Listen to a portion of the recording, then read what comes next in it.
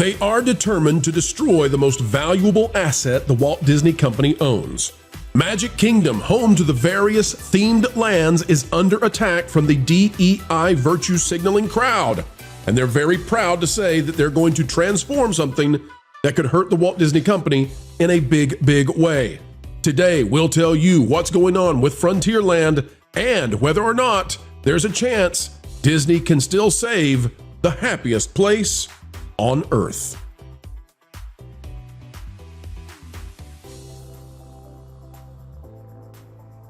Hello, folks, and welcome back. It is time for a PhD in what's going on behind the scenes at Disney. And no, folks, we will not charge you a single dime, for you are all on scholarship here. Folks, as we get ready to dive in, consider clicking the like button. And oh, by the way, if you enjoy this sort of thing, consider being a member of the Patreon. It is www.patreon.com/WDW Pro. And with that, here we go. All right, folks, let's hit the big news of the day. What do we got? Let's get underway. Tyler Dean McDowell, who's that, says, man, that's a lot of words just to say you don't understand Frontierland. I think I'll take Walt's word over a 30-tweet manifesto for some rando. And Tyler, you were posting what Walt had to say about Frontierland. I wanted to read this. I didn't know you was going to pull out the receipts, man. That's right. The receipts are here. It says, here we experience the story of our country's past. And by the way, I think that's why they hate Frontierland. I think that's why they want to get rid of Frontierland, because they don't like the country's past. The colorful drama of frontier America in the exciting days of the covered wagon and the stagecoach, the advent of the railroad, and the romantic river boat. Frontierland is a tribute to the faith, ooh, they don't like that, courage and ingenuity of the pioneers who blazed the trails across America. The colonialists, as they would call them today, the oppressors, as they would call them today. That's why they have to make this go away. Folks, this is from Mickey Views, and I hope that it'll be okay to play this. Mickey Views, we just want to say thank you for taking this video. It is so iconic and special, and that's why we're going to play it right now. 20 seconds. I want everybody to see what it is that they're going to destroy. And Mickey Views says, a look at the future side of the car's off-roading attraction at the Magic Kingdom. Here's what they want to take away and replace with off-road mud racers driving by the Haunted Mansion. Here you go, folks. Just look at it. Oh. Look how beautiful. Look how iconic. And they have the land. They don't have to destroy this. They have dozens and dozens and dozens of acres adjacent that they can put. Remember when they called it Beyond Big Thunder?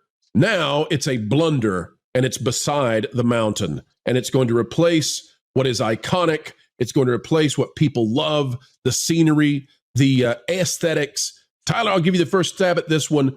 Can this be stopped, and can Disney World be saved from these lunatics who want to monetize every single square inch of the park and thus remove the idea of park from the Magic Kingdom?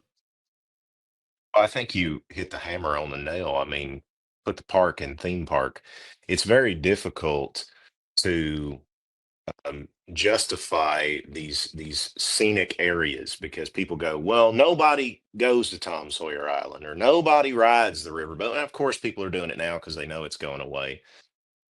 But I mean, you can't really argue with that. I mean, it's like, yeah, I mean, a lot of people don't go. I mean, yeah, it is just sitting over there, and yeah, it's just a riverboat and water. But it's like, I tell people, every single design of a theme park, either drawn or approved by Walt, had a riverboat on a river. Even the little theme park the little park that he was going to build beside the studio running along that highway that I can never think of the name out there in Burbank, even that had a river and a riverboat, because he knew that that kind of stuff, that natural, I say natural because I know the river's man-made, but I'm just saying it looks natural. It's water, it's trees, and whatever.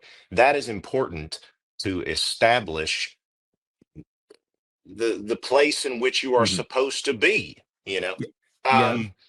So do I think it's gonna change? Do I think they're gonna fill it in? Absolutely. I challenge Bob to prove me wrong when I say that the only reason they want to destroy it is because they don't like American history and American values. And if you want to tell me I'm wrong Okay, well then don't fill it in. You know, Don't do it. You make some really good points there, Tyler. And you and I have never talked about Epic, but one of the things that I see with Epic right now is Universal almost fully constructs their landscapes here, and I mean it's buildings, and there is some greenery, there's some fountains. I'm not saying they don't have trees in their park at all, but as Disney starts to whittle away all of their competitive advantages here, Universal, specifically in Orlando, doesn't have anything that I look up and I see that it doesn't have natural beauty in their park. So this is one where Disney has, I mean, if you've been out there, folks, and you hear the churning of the paddle wheel and the bell on the front of the Liberty Bell and the steam whistle on that boat, it's really something. There's nothing like that in the world. And I have no idea what it is, but for years, I've lived in this house for over 10 years. But when I pull into my driveway, sometimes I'm sitting there at night, either on my phone or something. There is some kind of sound. I don't know. Like I said, I don't know what it is. It's in another subdivision far off. I know that. It sounds like it's far away, but there is some kind of noise and it sounds like that steam whistle. I don't know what somebody has that would be making that kind of a noise so far away, but when I hear it, it reminds me of being in the Magic Kingdom. It gives me that feeling. And that kind of stuff is important to remind you of the thing that you miss and that you wish you were there. Like, why would they take those kinds of things away? And they're taking them away. They're taking them away, and they're going up against this. This is Epic Universe. Thank you to Bio Reconstruct for this video. And this is what Universal Studios is bringing, and Disney is. The LED lights are actually going to work. I think the lights going to indeed. Oh, shots fired! I'm sorry. But this is what replacing that beauty that you just saw. This is what a Cars attraction, an ATV ride that folks. 20 minutes from your house for $20, you can go off-roading. Right. This is what that's supposed to be competing with. This is Nutsville. This is absolute Nutsville. And I would say this too. The Magic Kingdom is the economic starter for all of Walt Disney World. You take away Magic Kingdom, the attendance for Epcot, Hollywood Studios, Animal Kingdom, Typhoon Lagoon, Blizzard Beach, Disney Springs, it would collapse. You take away Magic Kingdom, all of that falls apart. They are going to transform 1/4 of Magic Kingdom. And it seems to me that the transforming of Magic Kingdom is not based on an idea of making it better, but rather of fixing it for another virtue signal. And this, from Universal Studios, this is not a virtue signal. This is a signal of excellence. This is awesome. Panel, what do you think? And Mark Woodbury also said, too, that they were putting the park back in theme park with the creation of Epic Universe, specifically Celestial Park. So that's going to be a huge boon for a business at Universal. It doesn't really specialize in atmospheric attractions like that, right? Versus Disney. I mean, at the time that Epic Universe is going to get going and people are going to be discovering it and, and finding new fun there that maybe they wouldn't have otherwise experienced at Universal. At the same time, for 3 to 4 years, the Rivers of America at Magic Kingdom will be behind construction walls. So it's even going to be worse. It's not like Cars. This attraction is going to come out, in a few days. No. While Epic Universe is getting all that attention, Magic Kingdom will be in its worst state possible. Vash, that's a point we've never made, Vash, and I'm so glad you made it. At the same time, a brand new park is open. Frontierland is going to look like Epcot did. And it's going to be loud. It's going to be noisy. It's going to be construction equipment. And nobody's excited for what's coming out from behind those walls. Meanwhile, if Disney just did what their legendary Imagineers have suggested, they could be building this behind Big Thunder. You'd never see it. You never know it until it was open. And it would be this addition to the park. They can put Villains Land north of Fantasyland. There's plenty of room. And by the way, folks, they could set this up if they wanted to where the Liberty Bell has 2 docks. And where it actually could drop you off at Villains Land. There's a way for them to do this that's magnificent. I made a TikTok about that a long time ago. That's right. They're choosing not to do this. If I can piggyback on what Vash said for a moment, what you're going to see come this summer is Epic Universe and the Magic Kingdom costing roughly exactly the same for one day. And if I paid almost $200 for a day in a theme park and I got this, if I got the beauty of Celestial Park, the advancements in animatronics, the new attractions with new technology, groundbreaking innovation, I'd be like, you know what? This was worth almost $200. For that same time period, I can go over to Magic Kingdom, pay the same amount of money, and have, you know, the river drained, have the construction equipment, have the ka-chow coming up in probably 3 years time. The value is just not the same when you compare these two things. Yes. Yep. As everybody might have heard from that Park Place, and from Marvin's excellent reporting, they just activated single-day tickets for Epic Universe, and yeah, it is kind of roughly the same value assessment right there. And as Marvin beautifully illustrated, where would you rather go? I mean, if you had limited dollars or to spend at any of these places, I think people are going to go to Epic, and this is the shifting of gravity that we hear about. Maybe, perhaps, Magic Kingdom and Walt Disney World will still get attendance, but there will be a shift, I think, in attendance towards Epic Universe and Universal Studios in general, right? And especially from those dollars. Keep track of those earnings calls for sure. Well, you know, I'm just going to point out, Epic tickets, single tickets, are now available, and I'm hearing 160 to 180 for that right now. I don't know if that'll go down once they go into the less busy season. I think Disney is closer to $200 a ticket at that range there. Epic hits $199, Jonas, in the holiday peak. There you go. That's it.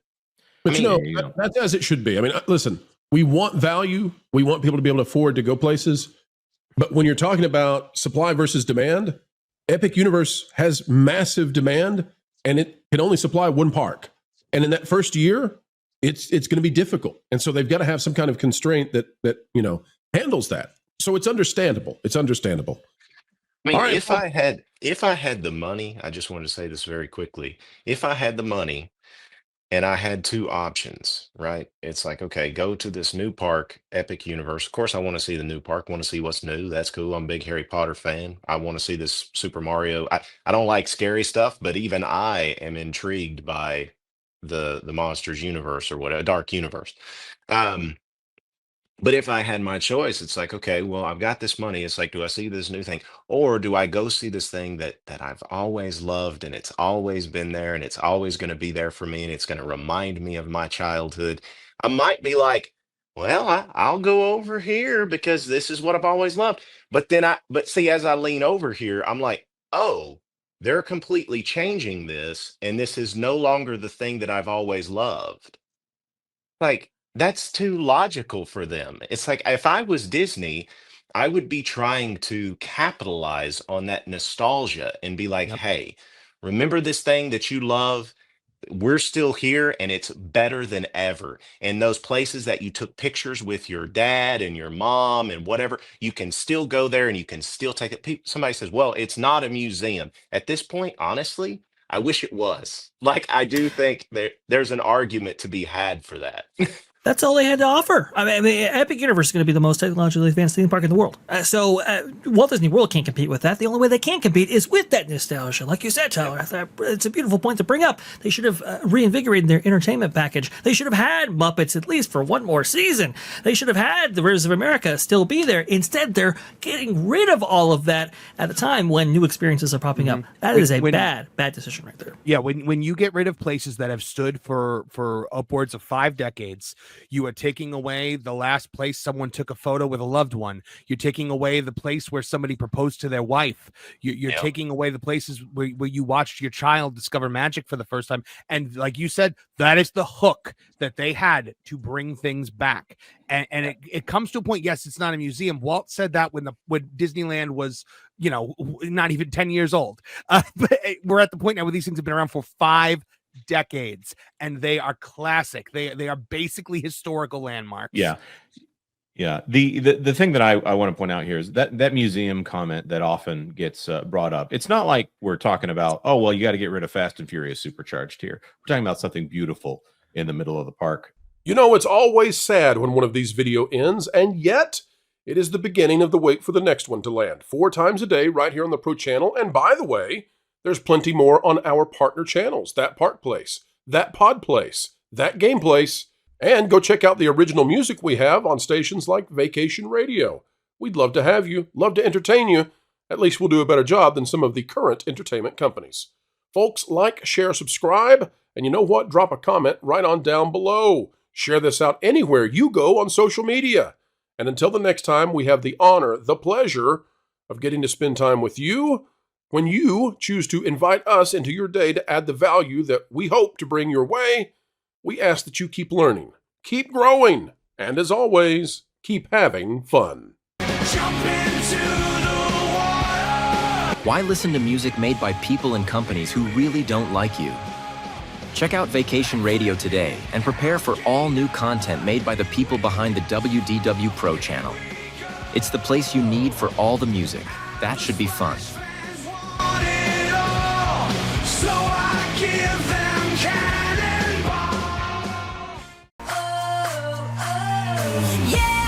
Hundreds of songs, every genre you can imagine.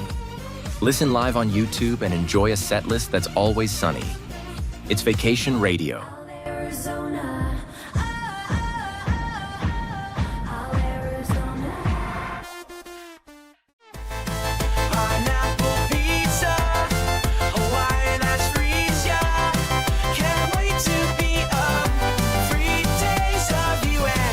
What are you waiting for?